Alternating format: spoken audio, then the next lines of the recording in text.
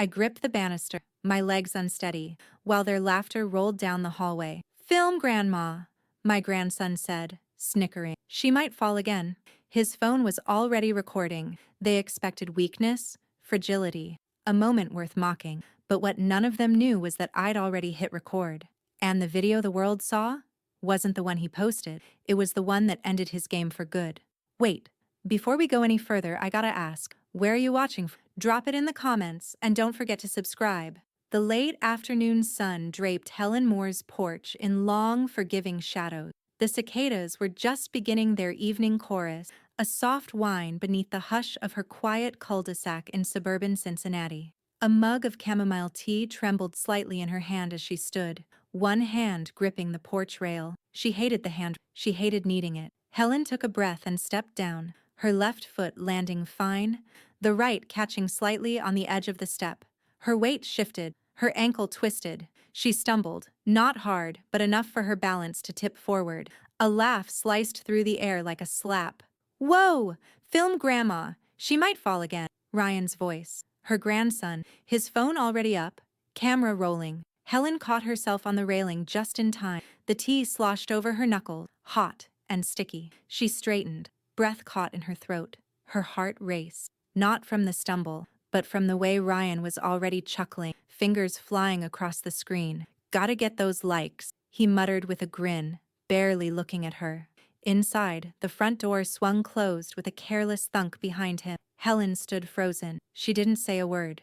By evening, the sun had sunk, leaving the house swaddled in darkness. Helen sat at the kitchen table, an untouched grilled cheese cooling on the plate in front of her. Her laptop screen glowed softly, casting ghost light on her face. The video was everywhere. It wasn't just the stumble. It was the way Ryan had captioned it. "When Grandma tries to vibe with gravity, chance do a boomer balance, pass, fails of the week." She didn't even know what half the hashtags meant, but she knew cruelty when she saw it.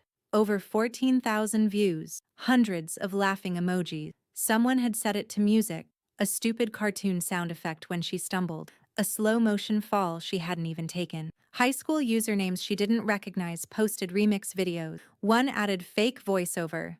"I've fallen and I crave attention." Helen's throat tightened, her hands clenched in her lap. She clicked, "Save video." "You saw it?" came a voice from the doorway.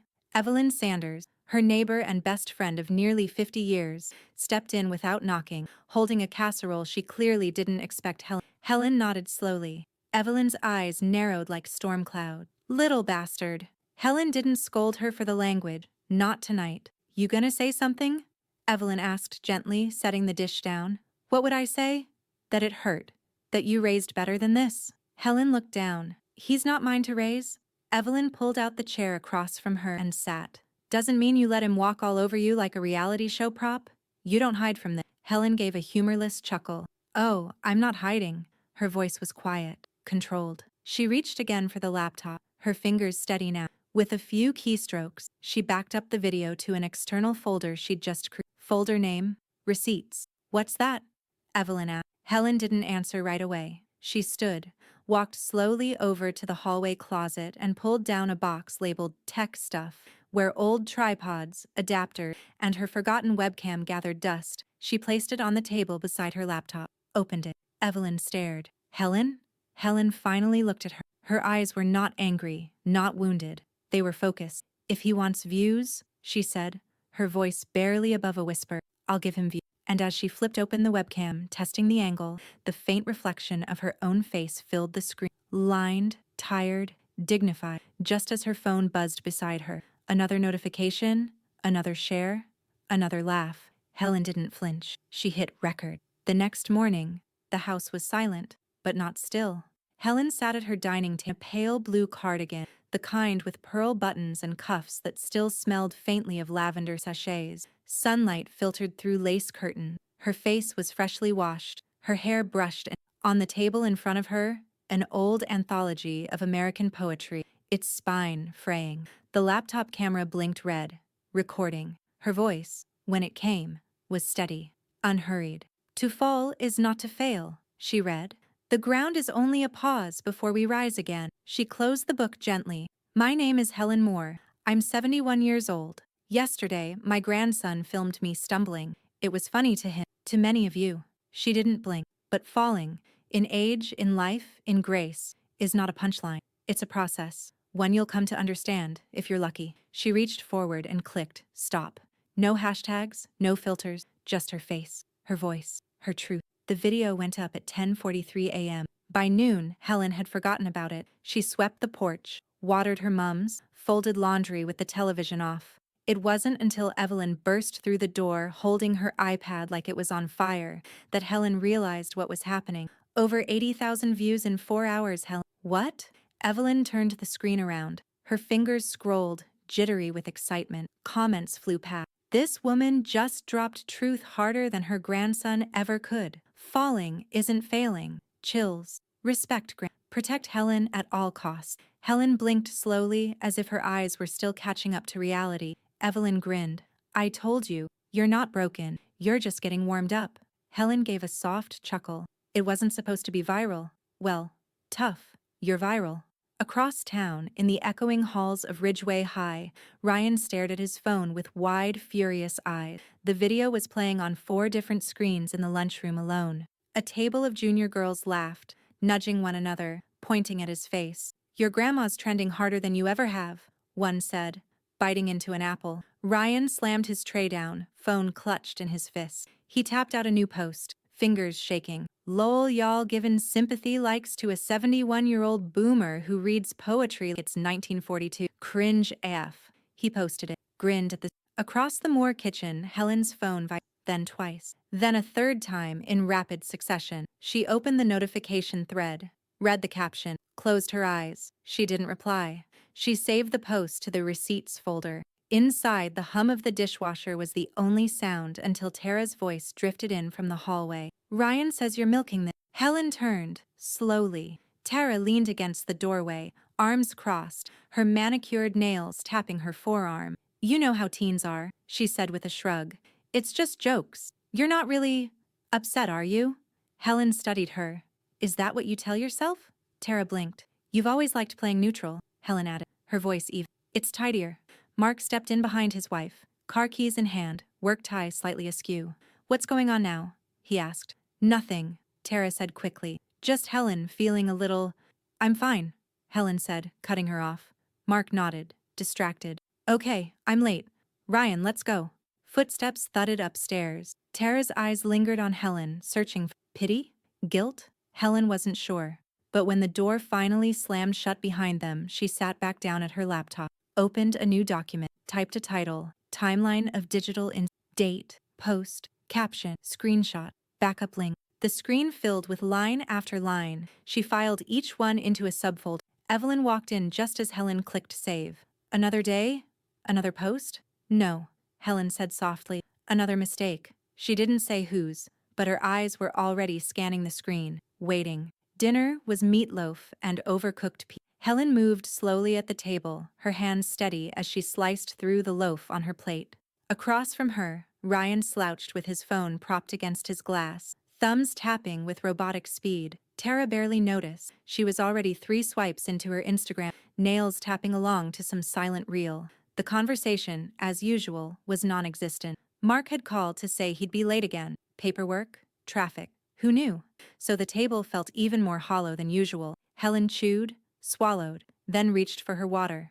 A crumb caught in her throat. She cleared it gently, then coughed. Once, twice. The phone across from her tilted up, pointed at her face. Oh, we coughing now? Ryan said, laughing. Grandma can't even chew, right? Helen froze mid-sip. The screen on his phone was recording. She set the glass down carefully. Her eyes flicked toward Tara. Tara didn't lift her head. But a second later, the unmistakable sound of her laugh, low, amused, dismissive, cut through the room like a razor. Helen's hand drifted under the table, fingers gripping the edge of her chair so tightly her knuckles paled. Ryan played the video back before he'd even finished dinner, snickering to, "Gonna call this one, Junior Citizen." He barked a laugh. Helen pushed her chair back slowly. "Excuse me," she said, standing. Neither of them looked up as she left. In her room, the light was dim, just her reading lamp and the soft hum of the ceiling fan. She sat at her desk, slid in her earbuds, and opened Ryan's new video post. The caption was live already. Grandma can't even handle mashed meat. Send help. Chew on this. Hunch or granny glitches. The camera was angled slightly up from the table. Amateur, shaky, but it caught her cough in crystal clear sound. Then came the laughter. First his, then hers. Tara's laugh. Bright and sharp in the background, unmistakable. Helen paused it, rewound, played it again. She isolated the audio file, boosted the background just enough. Tara's laugh emerged even clearer this time. Not just laughing, but saying something low, mumbled under her breath. Helen isolated it frame by frame. Honestly, it's like babysitting an old wind-up toy. Pause. Back. Old wind-up. She stared at the waveform on the editing software, her hand unmoving on the mouse. Down the hall, Ryan's laughter still echoed faintly through the drywall. She pressed save. By the next afternoon, Evelyn stood over Helen's shoulder, glasses perched on the tip of her nose, watching the playback on Helen's screen. You didn't post it, she said, after a long silence. Helen shook her head. Not yet. Evelyn leaned closer. You isolated the audio? Yes. That laugh? That comment? Helen nodded. Evelyn crossed her arms. Then what the hell are you waiting for? Helen's gaze didn't leave the screen. The frozen frame of Ryan's gleeful expression hovered in front of her, mid-mock, mouth open, eyes lit with mischief he hadn't earned. Helen murmured. Evelyn blinked. Since when did you play chess? I taught high school for 42 years, Helen replied quietly. I've always played chess. Evelyn tilted her. You're holding a knife. Might want to remind them it's sharp. Helen smiled, just faintly. I'm reminding myself first. She turned the laptop slightly toward Evelyn, tapped a folder titled Audio Breakdown, Dinner Incident, and backed it up to a thumb drive with a crisp click. This is calculated now, she said. Measured. Evelyn whistled low. So, what happens next? Helen didn't answer right away.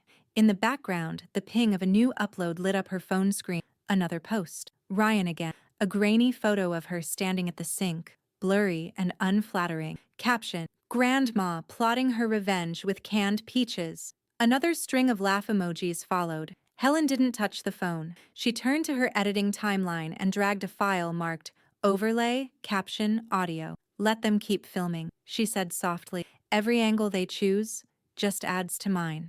Evelyn watched her in awe. Not of the tools, not of the tech, but of the silence with which Helen wielded it. The quiet wasn't surrender. It was surveillance. The fluorescent lights in the small office buzzed faintly, the kind of white noise that made your skin feel colder than the room really was. Helen sat with her ankles crossed, hands folded in her lap, a zip-up cardigan smoothing the creases in her blouse. Beside her sat Evelyn, a manila folder hugged to her chest like a church program she didn't trust anyone else to hold. Across the desk, Officer Carla Jenkins leaned forward, elbows resting on a pad of lined paper. Her uniform wasn't rigid like on TV. No dramatic holster, no mirror sunglasses, just a navy shirt, silver badge, and eyes that had clearly seen far worse than YouTube cruelty. Helen exhaled. I wasn't sure if this qualified as anything. Jenkins raised an eyebrow. You're here. That qualifies. She flipped open the folder Helen had handed over. Screenshots, printed video thumbnails, transcripts of captions, and comment threads. Every post Ryan had made about her since the stumble on the porch. Some were overt. Others were dressed up in jokey sarcasm, but the tone was clear, relentless, humiliating. This isn't just teasing, Jenkins said. This is chronic, targeted ridicule, and you're a protected class. Helen blinked. Meaning, Ohio has statutes against elder abuse that include digital harassment, especially when it's repeated and public. She slid the folder back toward Helen. But if you want this to go anywhere, I'll need more. Timestamps, full links, account log, patterns. You said he's been doing this for weeks? Longer, Evelyn said tightly. Since the fall in March. Maybe even before. Jenkins nodded, scribbling something in her notebook. We'll treat this like a digital abuse case, but documentation matters. You can't fight fog without being. Helen gave a slow nod. I've started gathering files already. Good, Jenkins said, pushing back from the desk. Keep going. Build a timeline. Back up everything, even deleted posts, if you can catch them before they vanish. And keep an emotional record too. Journaling, if you're open to. Judges don't just see content, they see impact. Helen tilted her head, curious. You think it could come to court? Jenkins smiled, just barely. I think your grandson thinks this is a game. It isn't. That sentence, crisp, definitive, hung in the air like a curtain lift. Evelyn reached under the table and gave Helen's hand a light squeeze. Outside the station, the sky had darkened. Rain smeared across the windshield as Evelyn drove them home in silence. The only sound, the occasional squeak of the wiper. "I'll come over tomorrow," Evelyn said suddenly. "We'll make folders, proper ones. I know Excel." Helen smiled faintly. "You hate Excel. I hate taxes, but we do what must be done."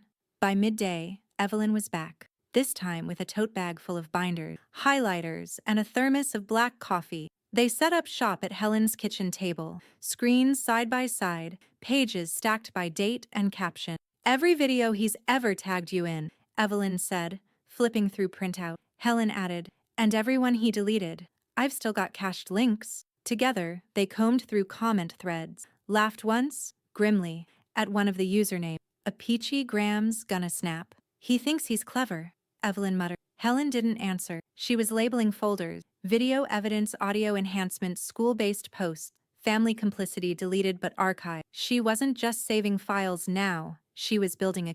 Upstairs, Ryan posted again. This time, a blurry TikTok of Helen watering her front lawn in her robe, voiceover snipped from an old cartoon. "Back in my day, we fetched water with a bucket and prayed for rain." Tara liked the post within seconds. A laughing emoji. A flame. Helen watched it ping to her phone in real time. No reaction showed on her face. Instead, she opened a new folder. Lawn humiliation, Sept 6th. She didn't flinch. She didn't pause. She just typed. And in a quiet office back at the precinct, Officer Jenkins loaded Helen's folder onto her department drive. Her eyes scanned the file name. Her jaw tightened. "Let him keep posting," Helen had said. "Let him dig his own grave." Jenkins closed the laptop with a firm click. The cursor blinked against a black timeline, time-stamped and layered in silence. Helen sat alone at the kitchen table, sleeves rolled to her elbows, Evelyn's old ring lamp casting a halo over her silver hair. The night was still, save for the low hum of her hard drive working overtime.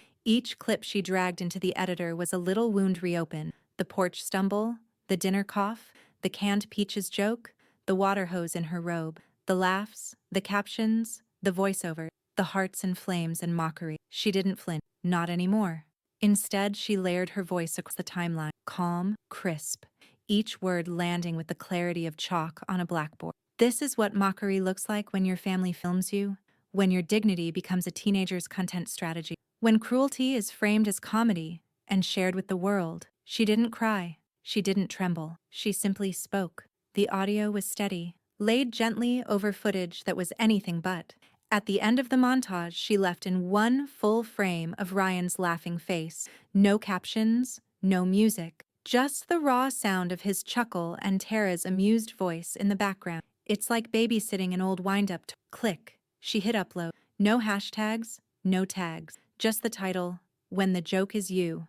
It took 6 hours to take off. By the time Helen came back from watering her mums that morning, Evelyn was already banging on the door. Holding up her iPad was a siren. 200,000 views, 48,000 shares, and it's climbing. Helen blinked. Already? They're calling it the grandmother reckoning. You're on the front page of Reddit. Twitter's losing its mind. News blogs are quoting you. Helen moved to the table, opened her laptop. The notification feed was a blur. Mentions, reposts, reaction videos from college students, middle-aged women, even digital therapists dissecting the weaponization of elder disrespect in Gen Z humor. "Listen to this," Evelyn said, tapping the screen. A clip played, a Twitch streamer in New York. "I don't know who Ryan is, but if I ever laughed at my grandma like that, I'd expect her ghost to haunt me with a frying pan." Another comment read, "This woman delivered a takedown with more restraint than most of us show during a Zoom meeting." At Ridgeway High, the ripple hit like a slap. Ryan walked into the hallway and felt it instantly. The shift. Not mocking laughter this time, but silent, staring, whisper. Two sophomore girls moved aside in the hallway, whispering behind their phones. Someone snorted, "Yo, you see the TikTok with his grandma?" In third period, the teacher didn't look at him once. In gym, the basketball captain made a loud show of passing the ball to someone else. "Let's not get filmed and turned into a montage, huh?" By lunchtime, Ryan's face was a meme, a screenshot of him mid-laugh, overlaid with the words, "This didn't age well." At home, Tara stood in the kitchen, phone pressed to her ear, pacing hard. "I'm telling you, it's exploding. People are calling me abusive in the comments. They're saying we're digital bullies." Mark, who just walked in from work, set down his keys. Tara turned to Helen, who sat calmly at the table with, "You have to take it down." Helen looked up slowly. "It's not mine to delete." "What does that even mean?" "It's public record now. I just placed a mirror in front of it." Tara's voice raised. "This is ruining Ryan's life. He's getting roasted at school." Helen didn't "The truth belongs to everyone now. You're enjoying this." "No," Helen said quietly, "but I am relieved they finally see him the way I do." Later that night, Evelyn sat beside Helen in the living room, a knitted throw across their legs, both sipping tea. On screen, another article went live. Ohio grandmother's digital clapback sparks national conversation. Generational. Evelyn shook her head. "You flipped the damn script, Helen." Helen didn't smile, but her eyes softened. "Only fair," she murmured. "They wrote the first one without asking." Evelyn chuckled. "What now?" Helen reached into her and pulled out a second, smaller, labeled simply, "Unposted." "Now," she said, voice almost, "now we see how deep the rabbit hole goes." The front door slammed hard enough to rattle the picture frame. Ryan's sneakers squeaked against the tile as he stormed into the kitchen, his face flushed, his eyes bloodshot with rage and panic. "You think this is funny?" he barked, throwing his backpack onto the floor. "You think it's cool to ruin my life for views?" Helen didn't turn from the sink. She was rinsing blueberries into a white colander, her movements calm, precise. The kitchen smelled faintly of cinnamon from the muffin she'd baked that morning. Ryan charged forward, knocking a chair sideways. "Answer me." Still, she said nothing. That silence only infuriated him further. "You edited that video like you're some kind of saint, and I'm… what? A villain? A criminal?" "It was a joke, Grandma. You know, jokes? TikTok. You've heard of the internet, right?" Across the kitchen, Evelyn raised her phone. Quietly, subtly, she tapped record. Helen turned then, eyes level, voice cool. "You're yelling in my home, Ryan." "Oh, now you care about respect?" he snapped. "After dragging me in front of the entire planet?" "You dragged yourself," she said softly. "I simply showed them the footage." Tara's heels clicked in from the hallway. "Okay. Enough. This is getting out of hand." Ryan turned to her, frantic. "Make her take it down, Mom. People are reposting it with memes of my face. One of the teachers called me Ryan more than you can mock. I can't even eat lunch without someone filming me now." Tara rounded on. "You crossed a line." Evelyn looked up from behind her phone. "She crossed a line? He's the one throwing a tantrum like a cracked iPad." Helen didn't flinch. "I didn't post anything that wasn't already public." Tara stepped forward. "You knew what you were doing. You made him a target." Ryan jabbed a finger at her. "You ruined me." Helen met his gaze with the calm of someone who had nothing left to lose. "You were ruining yourself. I just stopped cleaning up after you." That was when Ryan snapped. He grabbed the edge of the kitchen table and flipped the bowl of muffins onto the floor, sending crumbs and berries skittering like spilled marbles. "You're a bitter old woman who's mad the world doesn't revolve around her anymore." The air went still. Even Tara looked shaken. Evelyn ended the recording with a soft tap and slipped her phone into her purse. "Thanks for that," she said, standing. "I think the internet deserves to see the unedited version of your remorse." Ryan's face paled. Tara hissed, "You wouldn't." Evelyn raised her eyebrows. "Sweetheart, I already did." The video was only 37 seconds long. No music, no caption, just Ryan's voice, shrill and cracking, his body language wild, his eyes full of venom, Helen's calm demeanor beside his storm. Within 2 hours, it was on the same subreddits that had championed Helen's first video. A viral tweet called it, "The moment the kid who mocks his grandma for falling, falls apart himself." Comments poured in. You can see the unraveling. Helen didn't have to shout. Her stillness screamed louder. "I hope someone hugs that woman and locks that boy's phone away forever." Even Facebook, where Helen's generation still lingered, lit up. Neighborhood groups reposted it. A woman from 3 cul-de-sacs over commented, "I knew something was wrong with that fam. Always filming." No warmth. Officer Jenkins didn't say anything when the clip hit her inbox. She just forwarded it to the file labeled More Family. Evidence. Then she opened her notes and added a line. Subject escalated into verbal aggression and intimidation. Witness present. Recording logged. She paused, then added another. Victim response. Neutral, controlled, protective detachment. At dusk, Helen and Evelyn sat out on the porch. The air was cool, the wind brushing through the hedge. A car door slammed 2 houses down. Ryan's bike sat abandoned in the driveway. Helen took a long sip of tea. "He's unraveling," she whispered. Evelyn nodded. "And he doesn't even know the thread's already gone." Helen didn't answer. She didn't need. Inside, her laptop was still open. The thumb drive labeled unposted sat plugged in, ready. Helen didn't expect the woman in the Kroger checkout line to touch her arm. She turned, startled. But the woman, mid-50s, gray streak in grocery tote packed with organic kale and almond milk, smiled warmly. "You're Helen Moore, right?" she asked softly. Helen nodded, wary. The woman leaned in. "That video, the one with the voiceover?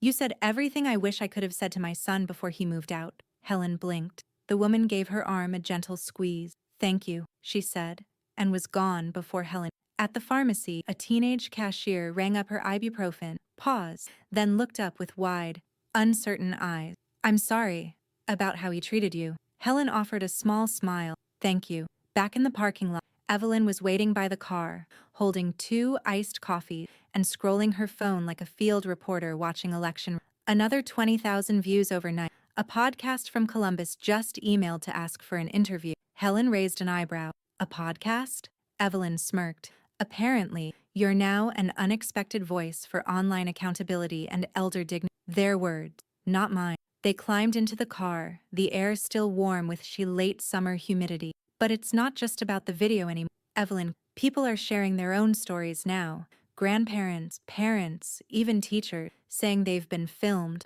mocked, edited." "You lit something." Helen didn't reply. She just looked out the window, her fingers brushing the folded clipping in her lap. Meanwhile, Ryan sat alone in the back corner of the cafeteria, earbuds in, head down, untouched apple on his tray. Every laugh, every whisper, felt like it might be about him. And too often, it was. One table over, a group of freshman boys huddled over a phone, watching. One of them turned and said, not even trying to whisper, "That's him, right? The one who called his grandma a wind-up toy?" Ryan stood, tray shaking in his hands. No one stopped him as he dumped it in the trash and stormed out the side door. In the courtyard, he sat on a concrete bench and checked his phone. A DM blinked open, someone from a meme account with over 300K followers. "Yo, you really yelling at your grandma like that? Bro, delete your whole existence." He turned the screen over, face down. At home, Tara sat curled on the couch, wine glass clutched like a weapon, watching Helen move quietly through the living room. "You love this, don't you?" she said without looking. "All these strangers patting you on the back, applauding your every word." Helen looked at her evenly. "No, I love being able to walk into a store and not feel ashamed." Tara scoffed. "Well, I hope it's worth it. You made our family a punchline." From the dining room, Evelyn called out without lifting her head. "Actions have audiences." Tara's glare snapped toward her. "You're not part of this. I live next door.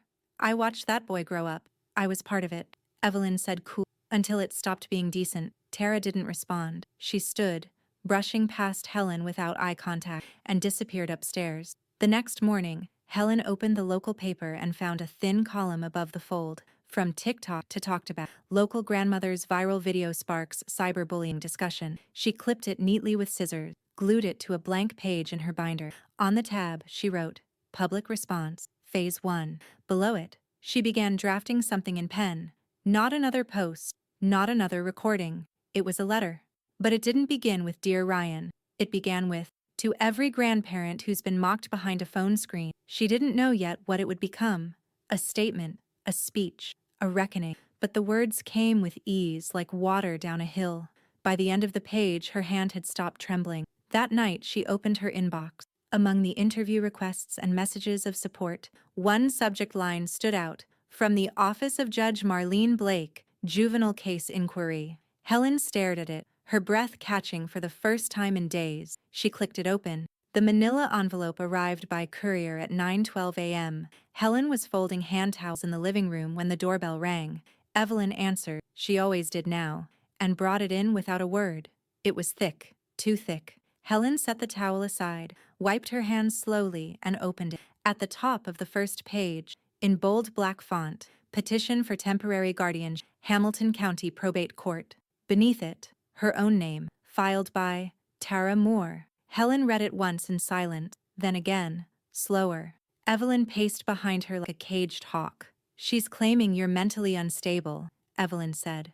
"That you're being manipulated by online strangers. That you're, Jesus, exhibiting erratic behavior that jeopardizes your own safety and the privacy of others." Helen turned. There it was, a reference to the videos. engaging in viral content for attention. It read, deliberately escalating family conflict. Escalating, Helen murmured. Interesting choice of word. She's panicking. Evelyn, trying to shut you up through paperwork. Helen took a breath. Then we'll speak her language. Rachel Meyer's office smelled like lemon oil and purpose. She was in her late 40s, with sleek brown hair tucked behind one ear, and the kind of no-nonsense stare that made people explain themselves faster than they meant to. Her shelves were lined with elder advocacy awards and local media profiles. A framed headline from the Cincinnati Herald read, "The quiet fighter behind Ohio's most powerful seniors." She'd already read the guardianship petition by the time Helen and Evelyn arrived. Her desk was strewn with tabs, highlighted notes, and one thick file folder labeled,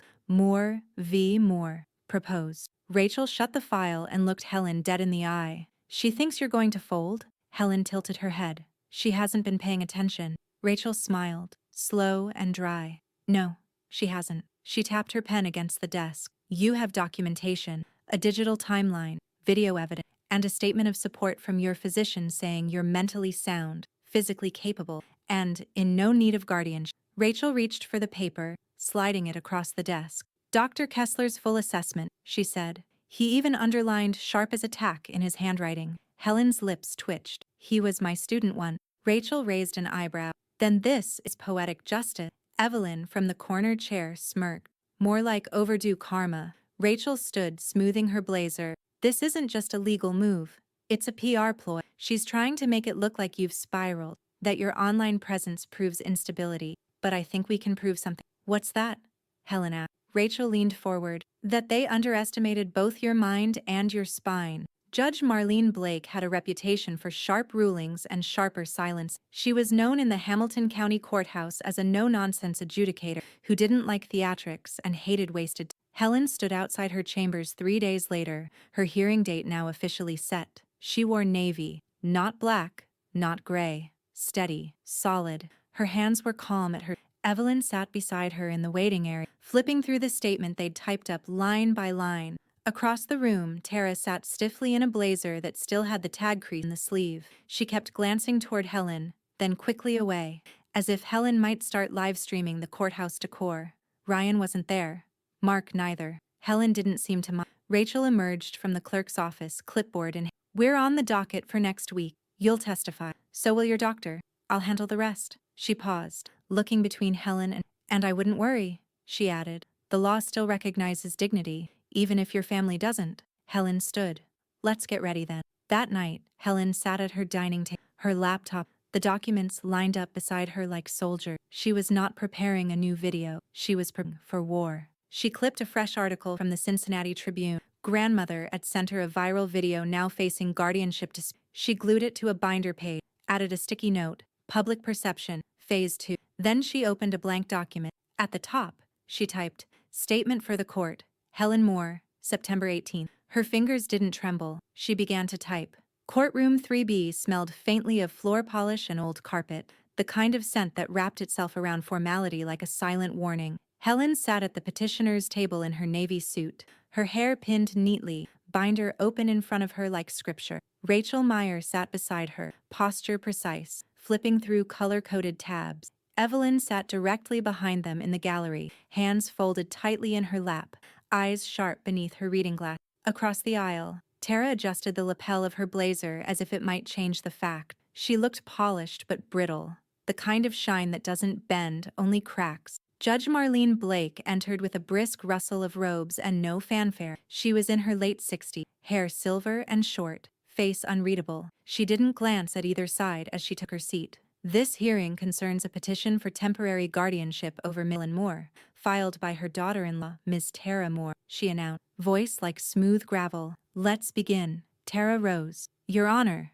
she began, "we filed this petition out of deep concern for Helen's well-being. She has engaged in erratic online behavior, exposed herself to ridicule, and created an atmosphere of hostility in our. She has become obsessed with internet drama, to the point where it's harming her and our family." She hesitated, then added, "What she sees as justice, respectful, emotional instability." Helen didn't flinch. Neither did Rachel. Judge Blake leaned back slightly. "Evidence?" Tara opened a folder, thin compared to the one on Rachel's table, and produced several printouts of Helen's video. She's posted nearly a dozen videos, some of which have received hundreds of thousands of views. She's invited public commentary on family matters, and some of it has been cruel, Your Honor, toward my son, toward myself. Rachel rose slowly. Permission to respond?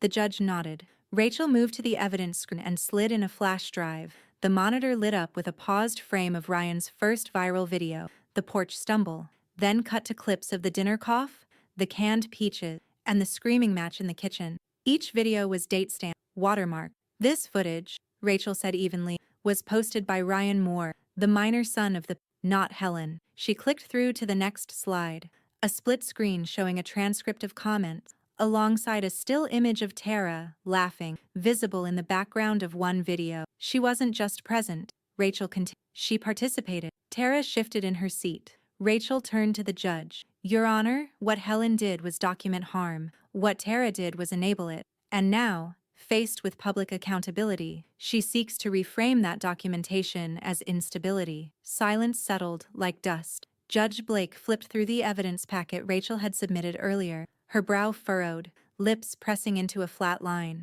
Ms. Meyer, she said, is this the full list of online postings Helen made?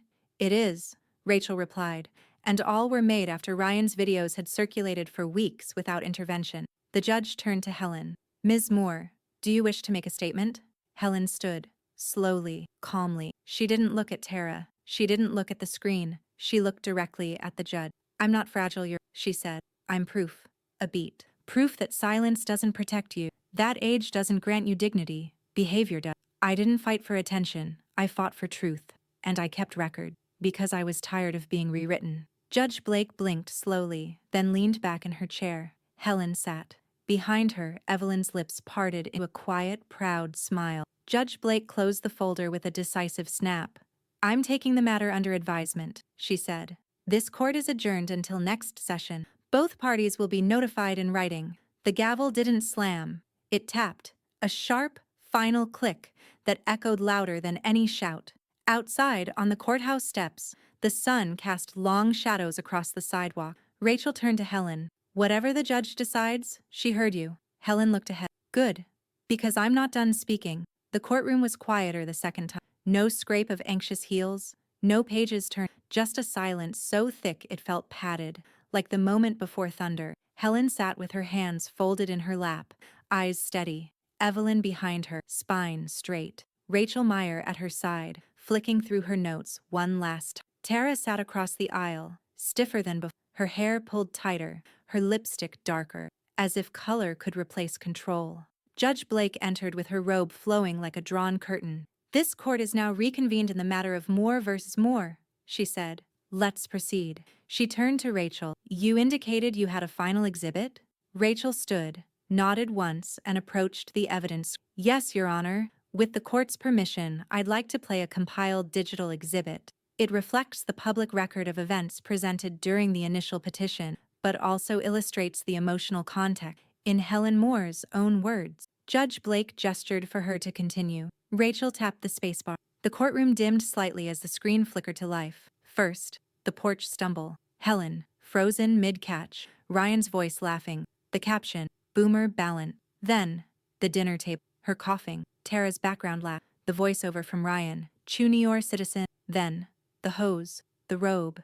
The slow pan. The cartoon voiceover. Back in my day. Gasps murmured from the gallery. But the video didn't stop there. Helen's voice came in over the clips. Soft, firm, unforgiving. This is what mockery looks like when your family films you. When you become a character instead of a person. When your silence becomes their soundtrack. The clips kept rolling. Laughter, captions, humiliation, and finally, Ryan's explosion in the kitchen. His voice cracking, fingers jabbing. Helen, unmoved. Evelyn filming from the side. The bowl of muffins crashing to the floor. Then came the final shot. One frame, still. Tara in the background, laughing. The screen went black. Helen's voice landed one last time. The fall that saved me wasn't the one you saw. It was the one that made me stand up. The lights came up slowly. Rachel sat without a word. Judge Blake didn't speak for a long moment. Then she folded her hands over the bench. Well, she said. That was clarifying. She turned to Tara. Ms. Moore, Your petition rests on the argument that Helen's behavior reflects instability, attention, and emotional disruption. Tara nodded, almost too quickly. Yes, Your Honor, exactly. But what I saw, Judge Blake continued, was a woman calmly responding to public humiliation, not lashing out, not retaliating, not unraveling. She looked toward Helen. It was composed, strategic, devastating restraint. Rachel's lips curved into something close to a smile. Judge Blake turned back to I am dismissing your petition for temporary guardianship with prejudice. That means it cannot be refiled. Tara's mouth opened, then shut. And further, the judge continued, I am recommending and referring that Ryan Moore be evaluated by the Juvenile Behavioral Health and Digital Safety Counseling Program. What? Tara blurted. He's a kid. He doesn't need therapy. Judge Blake cut her off. He needs guidance and protection from a culture of cruelty that you not only ignored, but encouraged. She stood. The room rose with her. This hearing is concluded. The gavel dropped. This time not a tap, but a clean, heavy crack. In the hallway outside, Helen exhaled for the first time in what felt like days. Evelyn hugged her without warning, whispering, You just kicked the entire internet's ass in real time. Rachel smiled. That was textbook. Quiet power. No drama, just truth. Tara stood by the far wall, stunned, still. She looked smaller than she had in weeks, and older. Ryan wasn't there. But the consequence, Helen turned to Rachel. Now what? Rachel gestured to the folder in Helen's arms. You keep walking, you keep telling the truth, and we make sure they never rewrite you again. That night, Helen sat on her porch beneath the stars. No laptop, no binder, just a thermos of tea and the soft night wind across the grass. Evelyn joined her, barefoot, holding 2 glasses of red wine. You okay? Helen nodded. That video, that fall, it didn't just go viral. Evelyn smiled. It changed everything. Helen looked ahead into the dark. No, she said quietly. It changed me. Helen sat perfectly still in the wide velvet chair, legs crossed at the ankle, hands folded in her lap. Her blouse was soft lavender, collar pressed sharp. A small mic was clipped discreetly to her neckline, and a makeup artist had gently powdered her cheekbones just minutes earlier, murmuring, You've got the kind of face people trust. Across from her, the host smiled wide. Perfect teeth, smooth charisma, but something genuine behind the eyes. Joining us this morning is Helen Moore, a retired English teacher from Cincinnati whose quiet stand against online humiliation has sparked a national conversation. Helen didn't blink. The live on-air light glowed red above the camera. The host leaned forward. Your first video wasn't angry. It wasn't even defensive. It was poetic, literally. Did you know, when you read that line, to fall is not to fail, that it would resonate like this? Helen smiled faintly. I didn't think it would resonate. I just thought it would be heard by someone. The host nodded, respectful. And now, millions have watched your story. Not just your fall, but your response to it, your voice. What do you think this moment says about us? Helen's eyes didn't waver. I think it says we're starving for dignity. We scroll through cruelty so often, we start to forget what decency looks like. Sometimes, it just takes someone to remind us. The studio audience, quiet until then, broke into soft applause. The host let it roll a beat, then smiled. What would you say to people out there, young or old, who feel like they're being made into a punchline? Helen glanced toward the camera, straight into it. I'd say, you're not content. You're not clumsy or cringy or irrelevant. You are allowed to exist without being recorded. You are allowed to speak without being edited. And you are allowed to fall and still rise with your name intact. The applause this time was louder. Several stood. The host swallowed hard, clearly moved. We'll be right back with more from Helen Moore, he said. Stay with us. The segment faded to commercial. Helen exhaled.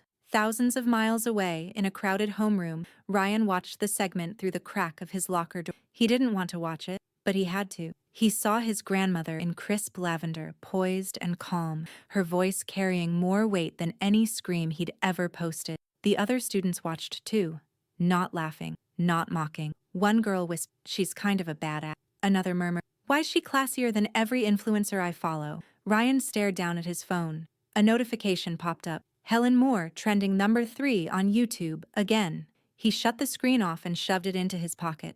At home, Tara stood in front of the television, arms crossed, teeth clenched. The wine glass in her hand trembled slightly. On screen, the interview faded out with a montage of headline. Grandmother goes viral for Grace under fire. The fall heard round the internet. Digital bullying meets real-world consequence. The credits rolled. Tara turned off the TV, then hurled the remote across the room. It shattered against the far wall, plastic shell bursting open. She stood, breathing hard, staring at the black screen like it had personally betrayed her. That evening, Helen sat on her porch, tea beside her, Evelyn in the chair next to her, this time in a leopard print scarf and oversized sunglasses, like she was trying to stay incognito but not really. Want to know the latest? Evelyn asked, grinning. There's a new Reddit thread compiling your quotes. Someone started a fan page for women over 65 who clap back without cussing. Helen chuckled softly. What's it called? The Dignity Doctrine. You're trending on Pinterest, Helen. Helen shook her head. I never asked for all this. No, Evelyn said. But you earned it. Millions heard you, loud and clear. Helen stared out over the lawn, golden in the late sun. Funny, she said quietly. I've never felt more silent inside, like the noise finally stopped. Evelyn raised her glass. To noise, that makes sense. They clinked cups, but just as Helen settled back in her chair, her phone buzzed. A new alert. She glanced down at the screen. Her smile faded, just a little. H. Ryan Moore Official has posted a new video. Caption, My grandma on TV. Here we go again. The video went live at 6:32 p.m. The clip opened with Ryan in a mock earnest, wearing a scarf around his neck and a coffee mug, a blanket draped dramatically over his shoulders. A fake mic was taped to a pencil. Hi, I'm Helen Moore, he said in a falsetto voice. I'm here to remind you that if you fall, don't worry, you can always land in the trending. Cut to canned applause. He smirked. Because what's more inspirational than guilt-tripping your family for TikTok clout, am I right? He held up a phone displaying a freeze frame of Helen's TV interview. This was me before, a poor, misunderstood boy. And this is me now, post-grandma's Netflix audition. The video cut to a green screen edit of Helen's, her words interrupted by cartoon effects and soundboard. At one point, Ryan's face was pasted over the host. You're not content, he mimicked. You're just old. He added a laugh track. By 6:45, it had 3,000 views. By 6:50, it had backfired. The comments started off confused. Dude, what are you doing? This is beyond tone deaf. So you doubled down on mocking her? After a court ruling? And then this isn't edgy. It's pathetic. Your grandma's grace. Your insecurity. Every second of this video screams, please clap. Screenshots of the video spread faster than the original clip.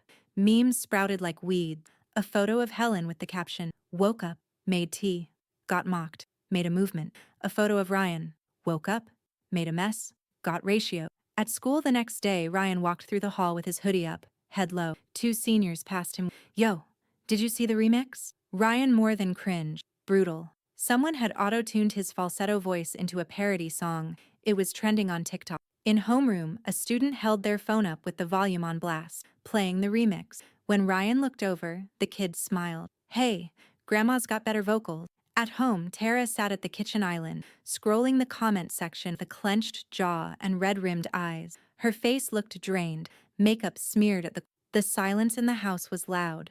No music, no TV, just the constant ding of notifications she couldn't stop.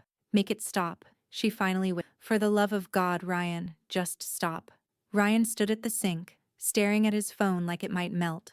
Mark entered the room, briefcase still in hand, tie loosened. He looked at them both, Tara with her cracked facade, Ryan hunched and shaking, and for the first time in weeks, spoke with something other than detachment. That's enough. Ryan looked up. What?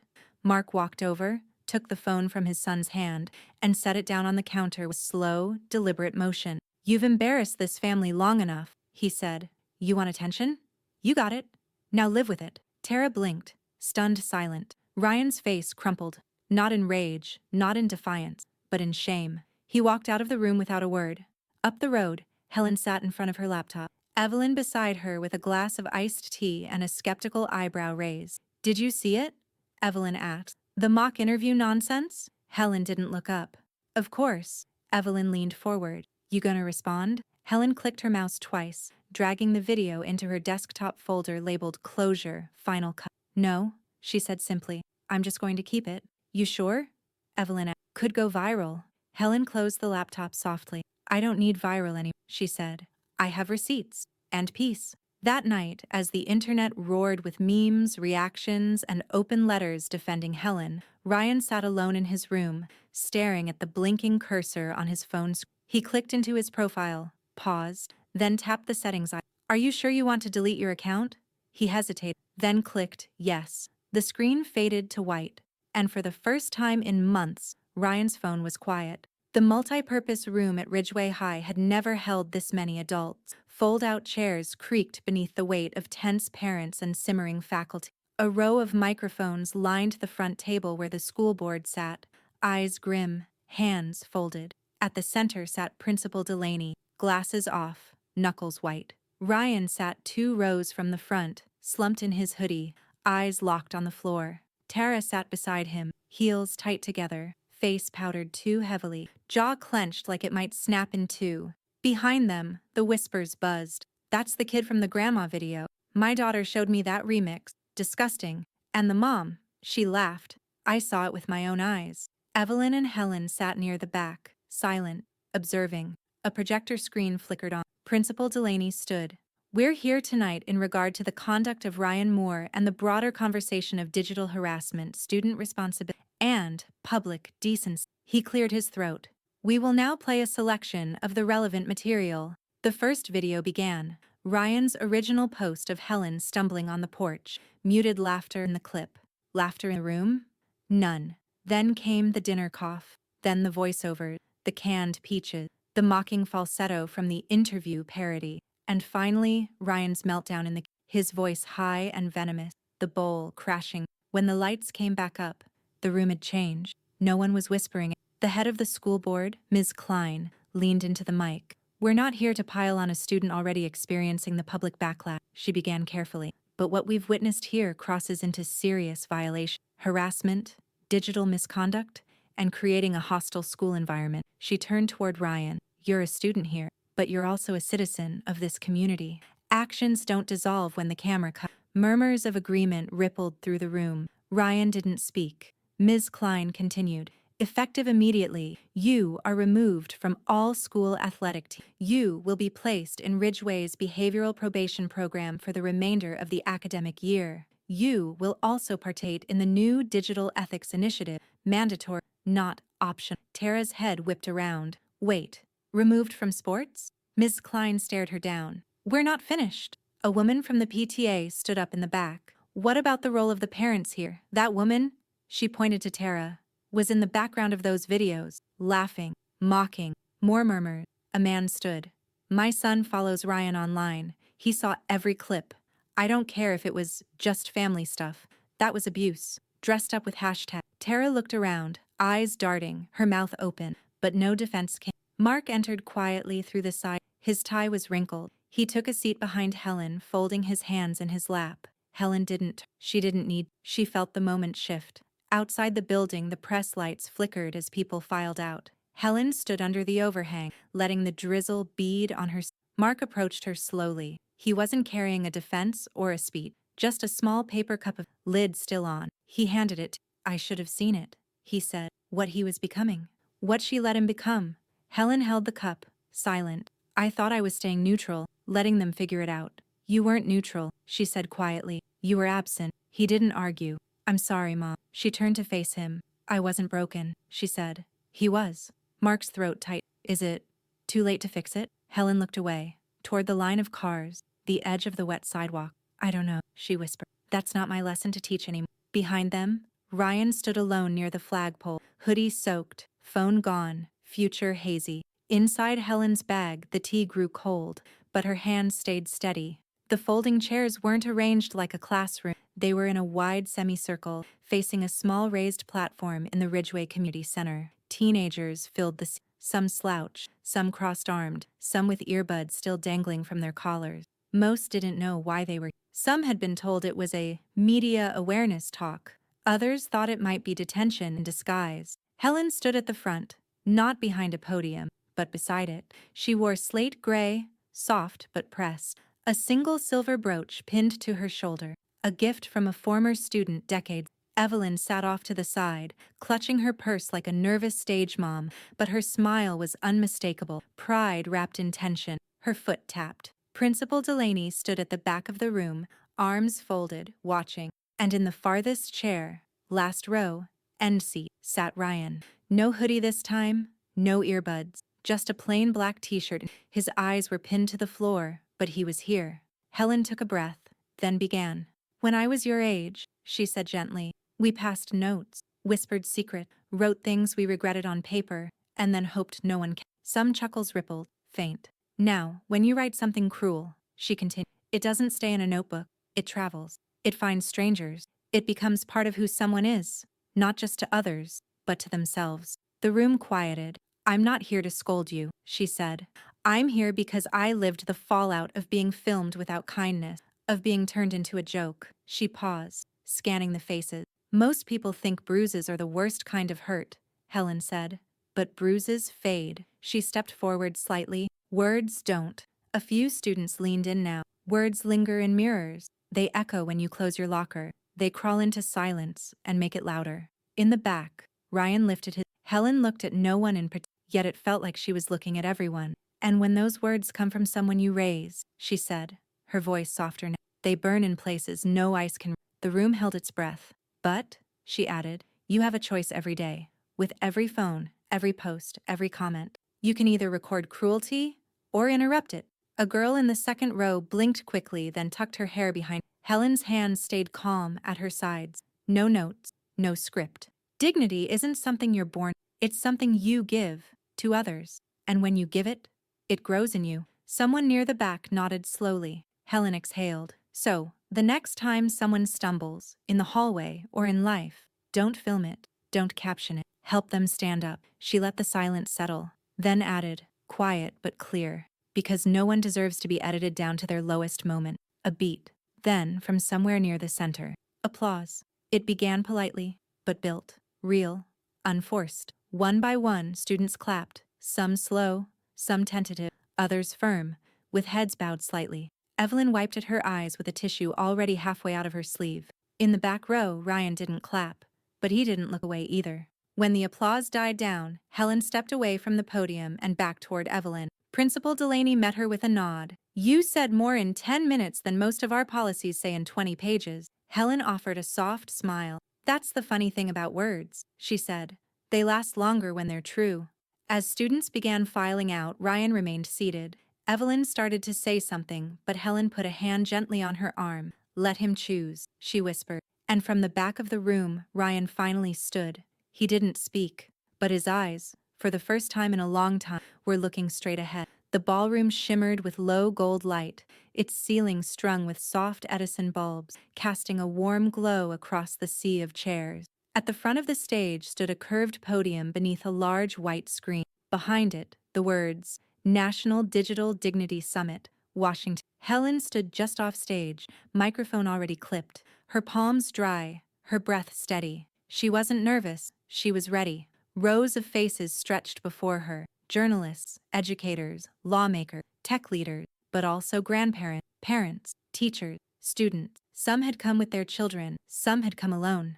In the front row, Evelyn sat ramrod straight, her dress floral and fearless, hands folded over her handbag. Mark sat beside her in a charcoal suit, looking older, humbler than he had weeks ago. His tie was his hands wrung tight, not with anxiety, but reverence. The MC approached the podium. "Our next speaker needs no introduction," she said. Her story changed laws in 3 states. Her words made classrooms rethink their silence. "Please welcome Helen Moore."